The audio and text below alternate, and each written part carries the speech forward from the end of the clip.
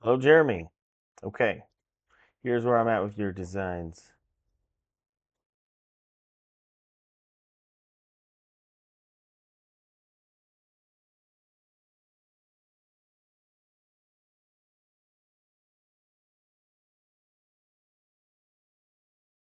Through wall by wall here. Okay, so this is the island. I wasn't sure if that 11 foot, was it 11 and a half feet? I wasn't sure if that is this side or if that was the back side. I know that you're going to extend out and have an overhang around this thing. Let's see here. Just kind of assuming kind of this shape, something like that. So let me know if I have this linked incorrect. On this side, I've just got a 12-inch cabinet, sink base, dishwasher stack of drawers, uh, door and drawer. Let's see. Yeah, that's kind of like what you have drawn here. Hmm. And then on the opposite wall, got your oven unit. Remember, I was going to set this up so that you can remove basically. Let's see. Oh, not shift. Hold on. Oh, okay, there it is. Sorry, I'm still learning this program for drawing overlay. So you can remove all three of these drawers, and then that allows you the space needed for an oven, the way I've got it. Of course, how to do the shadow lines with it. Of course, I've been setting this all up with shadow line. This was, of course, before we talked about potentially buying that metal hardware option. I'm not opposed to doing that, but I have drawn it all with integrated shadow line into the cabinet box so far. That's what I've put my time into. But I don't mind pivoting to the other if you want to do that. Let's see here. So I've got a tall 9-inch. I wasn't sure what you wanted to do with this. I've got a shadow line on the top. So you can see it from the side view. Here, let me go to the actual side view. All these dimensions of what to make the opening and whatnot. Of course, again, if we use the metal, none of this matters. But I've gone an inch and a half in. Let's see here.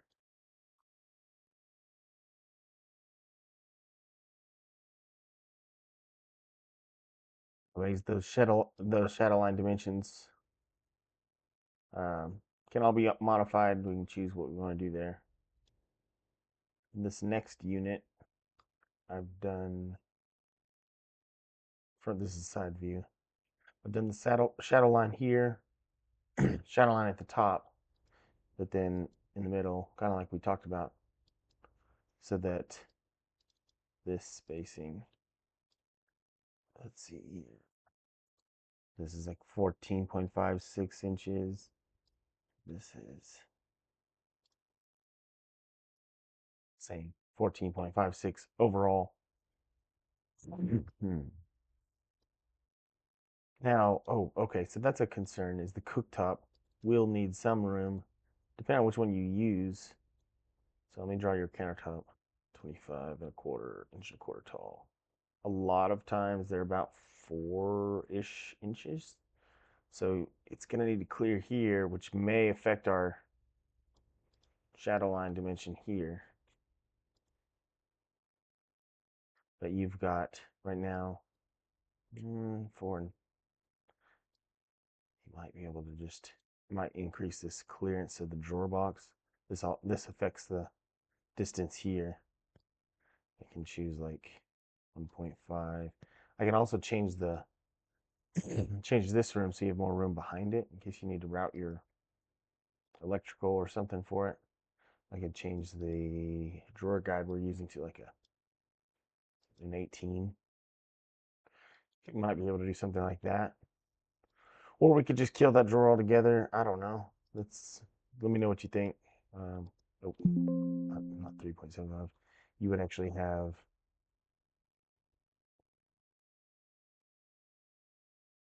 5.72 right now. I'm pretty sure your cooktop will handle that. And then if it's electric, you can route the cable back. If it's gas, then of course the gas line is going to be sticking down. So that probably won't work. Wait, speaking of, I should have a picture of that kitchen. Oh, it's right here actually. I have this photo. Hmm. I guess you've got a gas line. So that's a gas cooktop. Anyways, we know what you think there either way. I've got this big open unit just for your vent hood. We could do this as a door and we could actually hinge it. I don't know if we would want to even mess with the shadow line on the uppers. It seems like you could get by with extending the door below the bottom of the uppers some, and you just basically you don't have a shadow line, you just got the door below. I think I can do that in this setting here. And set this here to like 1 inch. You know what? It still extends the sides, but it does give that gap where you can catch it. So there's another setting in my construction manager where I can have this side stop just kind of in here. Anyways, maybe we would want to do that with the uppers here too. But then you've got uppers here. This area, you can't really do that and have the same look. Let me hide the island real quick.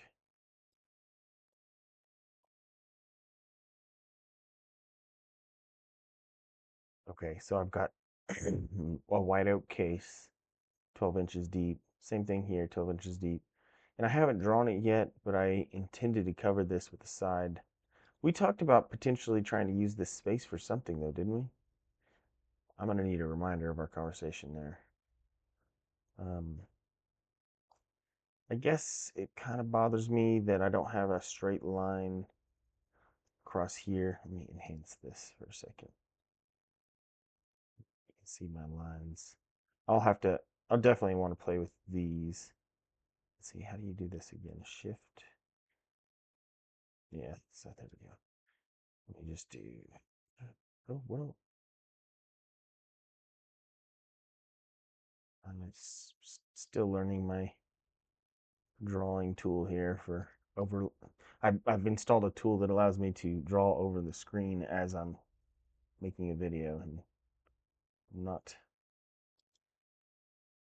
There we go. Anyway, that's what I was trying to do. But now I kind of feel like I need a straight line here. I have a line here, or here, I should say, but I guess this should probably split this perfectly. Looks like my sizing here is a little off size wise. So if I want this box here to be centered perfectly on that, I'll need to shift this up some.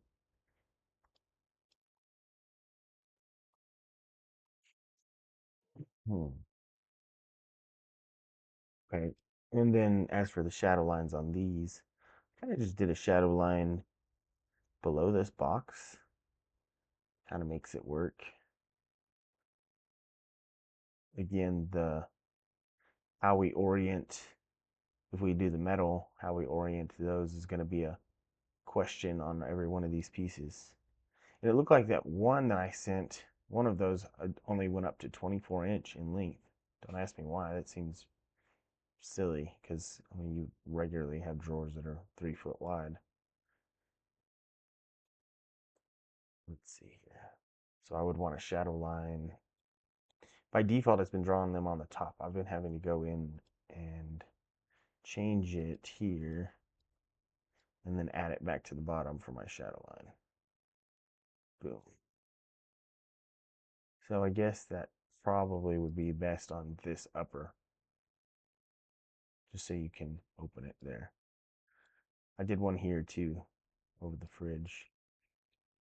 And then there's this tall on the end.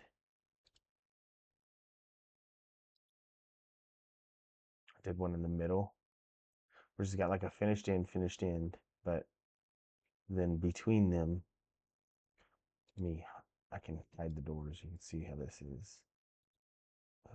Let's see, carcass parts.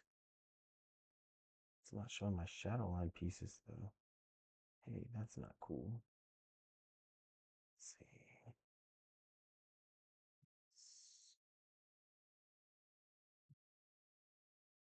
Maybe call them frame parts. Yeah, there we go. Hmm.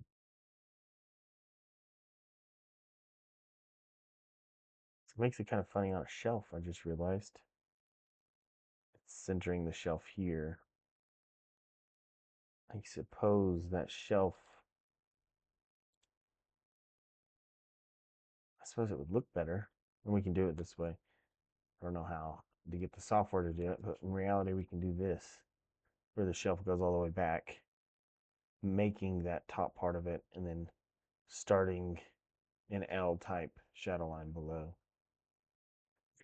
You know what? There's an option in here for L type for your middle, or C shaped versus L shaped shadow line. L shaped. Uh-huh. This is what I need right here. Because then I can go delete this one. I can go a fixed shelf.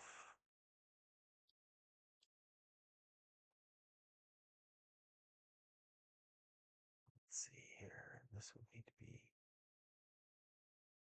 here too. Let me write this. What is that distance? 49.05 or 40. Here we go. Whatever that is in my clipboard. Okay. Gross. Still not. Try. Just go 49.4. See what that did. So I'm not going to bring that shelf forward. Depth of 2.25. There we go. Looky there. That worked. Yeah, that's probably the way to do that on that. That, unless, of course, like I said, we use the hardware.